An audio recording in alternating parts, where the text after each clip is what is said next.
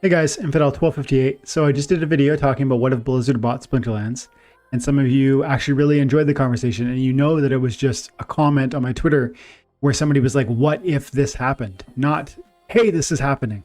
And some of you are ridiculous and you thought it was clickbait. So that's okay. But there's a ton of fun conversations that have popped up out of this, and I want to pull on those threads together with you. People wondering, talking about how these sorts of offers have actually already come in, and then others saying this could never happen, and then others even saying if it did happen, that would be a bad thing. Those are three separate conversations on this issue that I want to look more deeply at. I'm going to look at the comments, and I'm just going to try and think it through. So if that sounds interesting, stick around, stay tuned, like and subscribe. Let's get into it. Okay, so Glenn says if they sold Splinterlands to Blizzard, the game would suffer. Blizzard is greedy and they're just like all big companies, and aggro won't sell. He would be crazy. So, and then some other Horace, who's made lots of great comments over the weeks of months of following. He goes, wait, how could they sell when they're planning on giving the game to the DAO and the people? Aggro wants real issues in his life. I dare him to sell before he gives the game to people. I will come for him in real life. That's funny.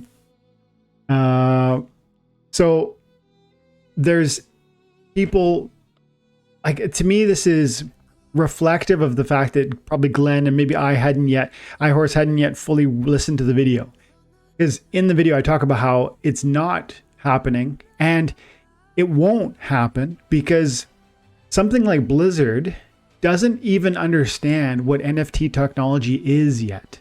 And when they do, and believe me, they will, because the revolution of that sort of technology to video games is so important to video game development. It's so integral to what I imagine will be the future of all video games, that they will come knocking and looking for those sort of opportunities, those acquisitions at a future date. But by that point, games that have really cornered the market, maybe that will include Splinterlands, I hope and believe that's a possibility.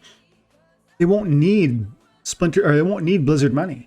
But more than that, if that happens, if what I'm talking about happens, where Splinterlands is the technology of NFT and blockchain, and what Splinterlands is doing has grown to a place where it grabs the notice of a company like Blizzard, by that point, Splinterlands will be too big for them to buy. And to the point of what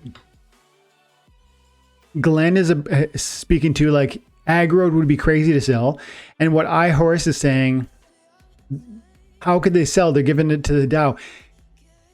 It's true. It's not aggro's decision, and it's not really even a decision that could be made at this point, because with Splinterlands, it's going to be run on a decentralized network of computers, and those are nodes, and those nodes will operate the game itself. And so you might not know this, but you can actually buy licenses, and those licenses are nodes.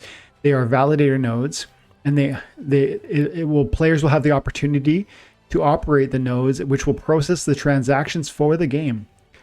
This will help to decentralize, distribute, and secure the world of Splinterlands. And those who obtain the licenses and run them will receive rewards for doing so. And so this is where the game will be run, not through some central authority like a Blizzard. Picture when you think Diablo 2 or Diablo 27, it's running through Blizzard servers. The Splinterlands is currently being run through Splinterlands servers, but eventually through Amazon servers that Splinterlands rents. But eventually it'll run through these nodes. And so there's no selling that once it's decentralized. And the DAO is a autonomous organization, which is a wallet full of millions and millions of dollars worth of cryptocurrency that is owned collectively by the SPS holders. So if you have one SPS or a million, you have a certain amount of vote on how those funds get used. So both of those critiques from iHorse and Glenn are right in that it's not up to somebody like Aggie or even Matt or the combination of the full team to say, yeah, we would sell to Blizzard or EA or whatever.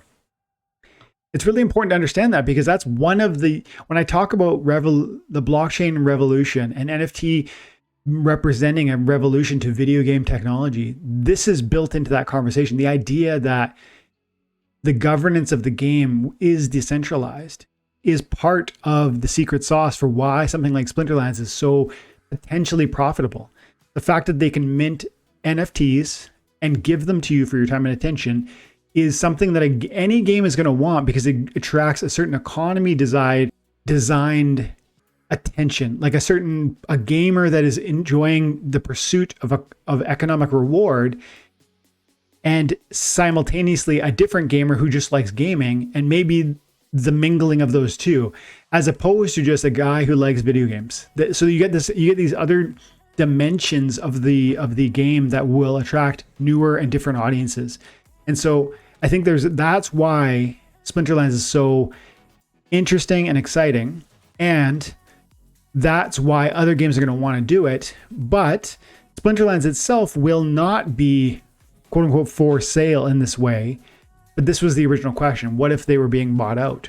Vilson said, if Blizzard was about to buy SPL, I would dump every asset hold in a second. Interesting point. And somebody else said, Blizzard's awful, EA would be awesome. I think they would destroy it. They would destroy what Splinterlands is built up. And so that's a reoccurring theme too. And it strikes me as kind of surprising. I don't necessarily disagree, but it kind of catches me by surprise, because I think to myself, these are major studios that have made some really amazing, exciting games that everybody loves. And wouldn't it make sense if we tapped into sort of their reach? And you guys are saying, no, you wouldn't want that. I wish there was a more detailed comment here as to why you would say that would be a bad thing. Because I'm not necessarily in agreement or in disagreement with you. It strikes me that it could be valuable to have such a partnership, even if I just a moment ago said, I don't see how such a partnership would exist, because Splinterlands isn't a thing you could sell. There's a DAO with millions of dollars worth of assets that we hold. There's a game that validator nodes operate, or that soon will be run by validator nodes. I think what could be sold, and if you watch the full video where I talk about Blizzard will buy Splinterlands, if you watch that full video, you hear me say the thing that we might sell a studio such as them would be the experience and the thing that we might actually impart to a major game studio. That, if you want to think of it as being sold to a game studio, the technology or the tool that we might sell to them would be the infrastructure that allows them to copy what we've done in terms of, for instance, an economy within the game. You could piggyback, just like GLS has, Genesis League Soccer, you could piggyback like Tower Defense has on what Splinterlands has already created. The tokenomics come from the core of SPS and DEC and how they interplay. And the rewards are going to provide some sort of reward through that. SPS is going to be awarded to winners. Any new game could theoretically copy that model. And if they were doing that, they would be standing on the shoulders of the infrastructure that Splinterlands developed. And it's like a toolkit that we could sell to major game studios that wouldn't even necessarily mean that they were quote unquote partnering with Splinterlands, but they would be standing on the shoulders of what Splinterlands has already done. I think Splinterlands would enjoy that, and they wouldn't be reluctant about sharing that. As far as I can tell, they're ready to partner with anybody so long as it benefits our community. That's one thing. And I don't see how it would hurt us if this technology was shared with more users. And any sort of proprietary toolkit that was being used, like an SDK, software development kit, that comes from the minds of the Splinterlands creative team, would be a product that would be sold and profiting our game or our ecosystem. So I don't necessarily know how a partnership would be bad. I sure you might say things about how Blizzard, like for instance with the new Blizzard, the new Diablo for mobile, it sounds like it's a total cash grab. I didn't play it. I don't know if you guys did. but people would spend hundreds of thousands of dollars on the game. So I can see where the finger pointing around the quote unquote greed comes in. I still don't really see how that would, I don't know how that would harm our game, because ultimately they wouldn't even be buying our game. They would be buying access to essentially a tokenomic toolkit that would show them how to make their own game. That's the thing, guys. And there was a couple more questions here that pointed me down at one third topic I wanted to touch on. Ghostly BG says, Blizzard would not buy anything crypto related at this point in time because the sentiment among the gaming crowd is really negative towards crypto and NFTs. And he goes on to say that there was a survey sent by Blizzard a few months ago asking about NFTs and the reactions and the questions. The question was so bad that Mike Ibarra had to do damage control over Twitter. That's a great comment. It's very insightful. I'm glad Ghostly commented on that. I wasn't planning on addressing that issue, but it comes to my mind. But I did say in that video, and maybe the first 5 minutes, I say, they don't even see crypto and blockchain for what it could be within video games. If they did, they would already be implementing it, because again, I gotta prove my point. This technology is helpful to a gamer in the sense that you begin to actually unlock ownership of assets that have real world value for you. How awesome is that? If you're going to play 1,000 hours of a video game and you're going to get something out of it financially, that's amazing. And it's totally doable. And all they have to do is start making every sword, every armor, every, spell your characters, and you own that. And then you can trade it, sell it, rent it, whatever. They don't want to do that because they don't see value in that. They don't see value in it because, like you say, there's a bad name on crypto NFTs. When they see past that reputation, when people understand what this could be for them, the gamer, then it'll be a place where Blizzard will race to catch up in a similar way to what has gone on with electric cars, and how Tesla really had to fight and, lay everything out to become what they are. And only after they had wild success does every other manufacturer say, oh, wait, we got to get on that train. We got to really, develop that part of our production line. And it's like they are too late, really. If you want an electric car, you think Tesla, you don't think other companies. And in some sense, my hope is, and I don't know if this is true, but my hope is that Splinterlands will be that for the future. In 4 or 5 years, when NFT blockchain gaming is what I think it could be, my expectation is that games like this, Splinterlands, and maybe a few others, are going to be uniquely positioned because of their early adoption and all the years of preparation that put them where they are now, and then where they'll be in 4 years. That you're right, they're not going to be desired right now by these big studios because of all the reasons you said. But in 4 or 5 years, as that reputation grows and as that hurdle, that barrier comes down, they're going to come looking. And by then, that's why I said in the video, it'll be too late, because these companies will be so large in and of themselves. If Splinterlands is still kicking around in 5 years, guys, it's not going to be smaller than it is now. It's going to be much bigger for a number of reasons.